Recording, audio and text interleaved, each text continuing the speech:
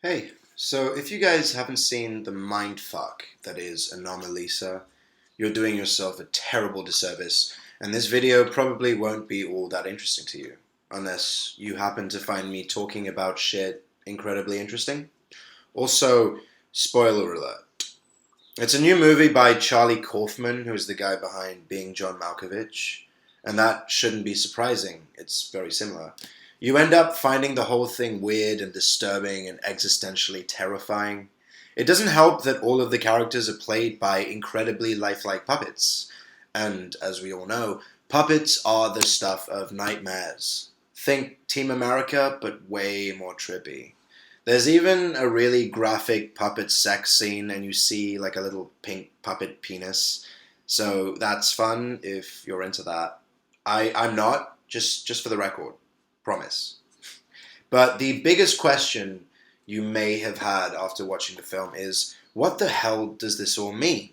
And that's a valid question. Movies are rarely just weird for the sake of being weird, unless you're talking about a pretentious student film. And I think the message of this film is actually really amazing and uplifting, and it's made me see things in a totally different way.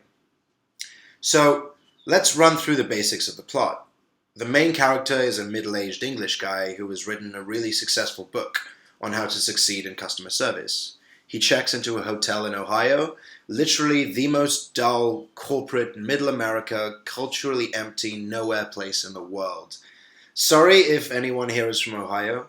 I have an ex-girlfriend from there, and she just wanted to get the fuck out. The setting is important, though. The hotel is called the Frigoli Hotel, and Frigoli syndrome is a documented condition in which the sufferer believes that everybody in the world is the same person out to get them. Creepy, right? So our main character has to talk about his book at a conference the next day. He's a bit lonely, though, so he calls an ex-girlfriend who lives there. This is somebody he walked out on with no explanation 10 years earlier. She shows up, and she literally has the same face as everybody else except him. Throughout the film, most of the other characters have the same face and speak in the same creepy, monotone male voice. She's put on weight, she's insecure, she's lonely, he ends up upsetting her, and she walks out on him. It's all quite sad and pathetic. Sorry guys, 1 second.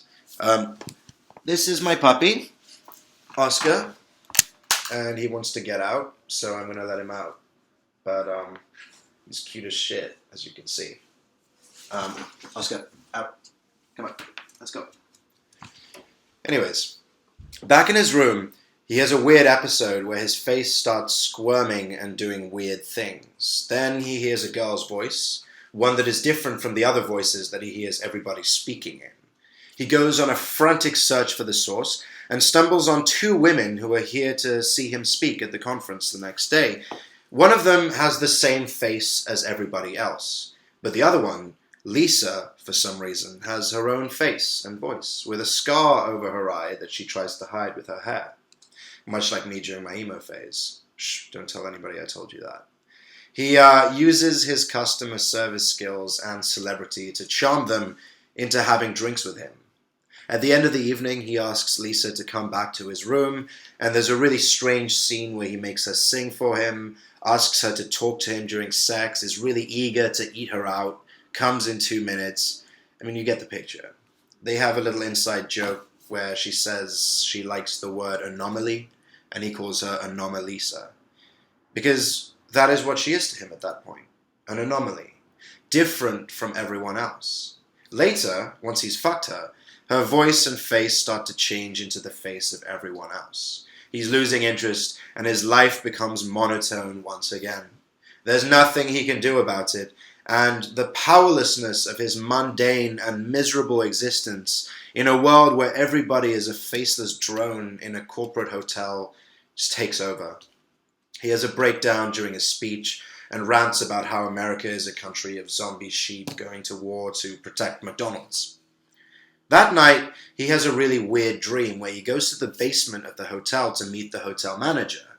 The guy's office is in a basement cave with a glowing red pit, and he has an army of zombie-like accountant women who have the same face, all of whom tell him they love him, that he should not fuck Lisa, and start chasing him through the hotel. His face falls off. He puts it back. This sequence is weird and a bit difficult to analyze, but here's my take. The basement symbolizes the depths of his subconscious. He meets the hotel manager, the source of everything. It is a part of him. It loves him. He cannot escape it. What happens if he embraces it instead of isolating himself? It's hard to tell, but maybe he should look into it. So why Lisa? What is different about her? Why does she appear differently to him than everybody else? She's quite plain, after all, and insecure, and a bit annoying. We are seeing the world around him through his perspective, so it's safe to assume that a lot of the weird shit that's happening isn't actually happening. It's in his head. That's why it's so effective that everybody is a puppet with the same face. So maybe the thing with Lisa is that she can see what he can't. That her mind is open to the universe in a way that his can never be. More on that later. So, in America, the way people interact with strangers and the whole customer service thing has been honed down to an art. You make empty conversation, engage this learned step-by-step process where you interact with other human beings, and you get a tip. You make a good company representative.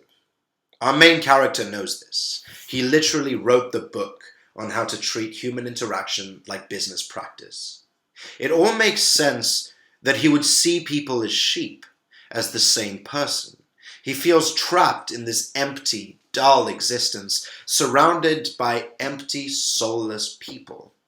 At the end, he goes back to a family he hates and friends he doesn't recognize who all have the same face. But guys, this is an incredible movie. Think about it this way. Although its message seems to be really depressing, if everything was really as boring and bland as that, this movie could never exist. Instead, we are looking at things through the mind of somebody who cannot help but see everything as empty and bland. We are looking into the human condition, into corporate consumerist middle America, and seeing a side of ourselves that is ordered and unchanging and rigid. But this is the fucking key, guys. At the very end of the movie, we see Lisa and her friend in a car together, the wind blowing through their hair. Lisa is speaking in her own voice, and her friend has her own unique face and voice. Suddenly, we're reminded that maybe the world is not actually that shit. We were simply seeing it from the perspective of someone who is blind to the truth. Perhaps the whole point is that the chaos and randomness of life is what makes it worth living. Success, safety, money, all of these things we spend our lives striving for, they have absolutely nothing to do with what life is really about. For that, we have to look around us. We just have to open our eyes and see it. We need to stop seeing the world subjectively and through our own eyes. There's a greater truth that we are all a part of, and we shouldn't identify too heavily with who our minds tell us that we are. Jane Smith, 25 years old, accountant, that's not who you are. That's just what this ordered side of your consciousness that looks for patterns and structure tells you that you are. And it's a part of us. It's useful. Without it, we could not form societies and live our day-to-day lives. It's like a computer. It tells you not to put your hand in the fire. It allows you to live your life. But it's not all of what we are. In truth, we are always changing. The cells in our bodies are completely replaced every few months. You're not the same person you were a second ago. Don't be a robot. Be a part of the world around you with a beating heart and lungs and energy exploding out of every cell in your body.